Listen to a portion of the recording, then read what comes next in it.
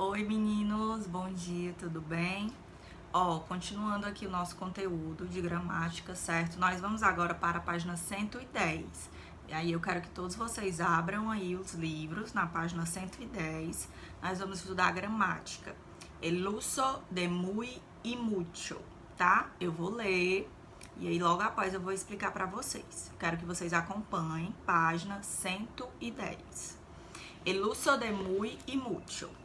Muy y mucho son palabras que tienen el mismo significado en portugués, muito. Pero en español tenemos algunas reglas para su empleo. Ou seja, aqui no português nós usamos sempre muito, né?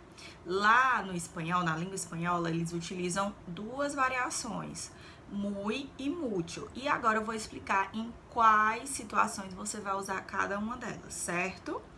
Quando é que a gente vai usar o muy?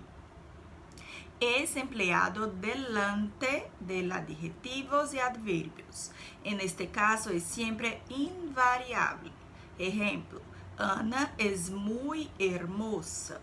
Ele llegou muy tarde a la cita. Ou seja, quando é que a gente vai usar o muy? Sempre antes de adjetivos e advérbios. Se vocês observarem aí nos exemplos, hermosa é um adjetivo, né? Significa bonita. Tarde é um advérbio de tempo. Então, nesses dois casos, nós vamos utilizar o muy, que ele significa muito. E aí, quando é que nós vamos utilizar o mucho, que também significa muito? E outra coisa, o muy, ele é invariável, tá? Ele vai ser a mesma forma para feminino, masculino, plural e singular, certo? Ele não vai variar. Já o mucho, ele varia. Vamos ver quando é que a gente vai utilizar ele. Es empleado delante de sustantivos y expresa cantidad. En este caso, concuerdo con el número y género. Mucho, mucha, muchos, muchas. Ejemplos: yo tengo mucho calor. Estoy con mucha hambre. Es empleado detrás del verbo. En este caso es invariable. Ejemplo, Carlos estudia mucho, tá? Então, quando é que nós vamos utilizar o mucho? Sempre antes de substantivos, e aí ele expressa também quantidade, tá? Nos exemplos, eu tenho muito calor, ou seja, eu tenho mucho calor e estou com muita fome. Estou com muita hambre, tá? Sempre antes de substantivos, e aí eles expressam quantidade. E aí ele também pode ser utilizado depois do verbo, tá? Que é o segundo exemplo aí, e aí ele não vai variar, ele sempre vai ser mucho. Carlos estudia, estudia é o verbo, mucho, tá? E aqui nesse quadrinho ao lado tem algumas observações, é uma exceção, tá? Que aí vocês têm que aprender. Vamos ler aqui juntos. Delante de los adjetivos mejor, peor, mayor y menor, y de los adverbos más, menos, antes y después, se usa mucho em lugar de muy. Então, sempre antes desses adjetivos, mejor, peor, né, que significa melhor, pior, maior, menor, e dos adjetivos mais, menos, antes e depois, vamos sempre utilizar o mucho, tá? Isso aqui é uma exceçãozinha, que pela regra, nós deveríamos utilizar o muy, mas não. Utilizamos sempre o mucho, tá? Exemplo, Pablo volvió mucho antes de la data prevista, né? Você observem que o antes, nós sempre vamos usar o mucho, certo?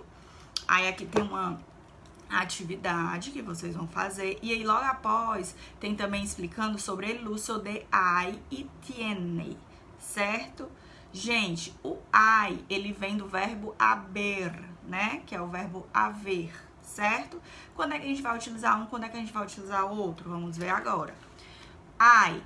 En general, utilizamos o verbo hay para expressar existência. Ou seja, nós vamos utilizar o verbo a expressão hay sempre para expressar existência de alguma coisa ou de alguém, tá?